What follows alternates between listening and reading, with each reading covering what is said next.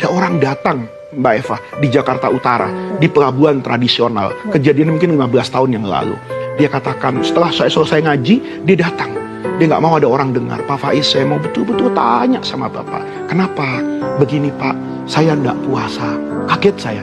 Ada orang ngaku langsung nggak puasa itu habis pengajian duhur. Gitu. Loh, kenapa? Dia jawabnya sederhana Mbak Eva.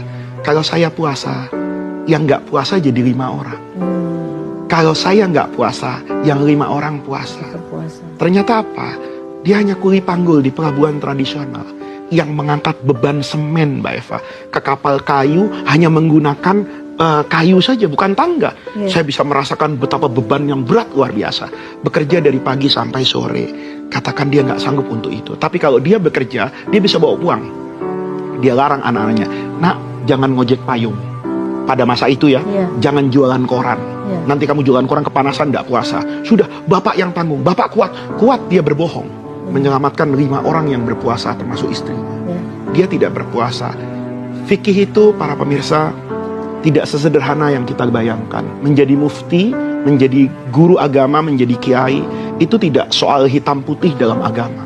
Tapi ada realita di masyarakat yang mungkin harus kita sikapi dengan kebijaksanaan. Maka saya dengan niru guru-guru saya, itu saya peluk orang tadi. Saya merasa hari itu ditempeleng oleh Allah. Kenapa? Di saku saya ada amplop habis ngaji itu. Saya hari itu, Mbak Eva merasa, saya jadi ustadz masuk neraka. Kok bisa ya? Saya ceramah di masjid ini bertahun-tahun. Saya tidak tahu ada jemaah yang hidupnya sulit seperti itu, sementara saya bisa pakai jas seperti ini.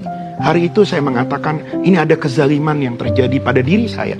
Maka sebelum saya nasihati orang itu, saya katakan, Bapak selamatkan dulu surga saya. Kenapa bos? Saya kasih uang ini.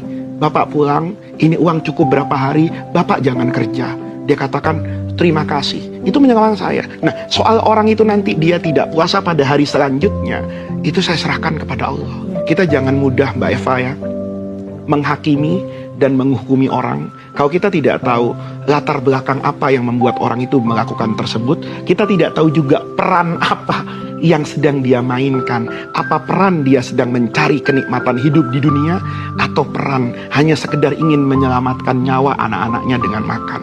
Saya cukup sering Mbak Eva tidak mau menjawab pertanyaan seperti ini.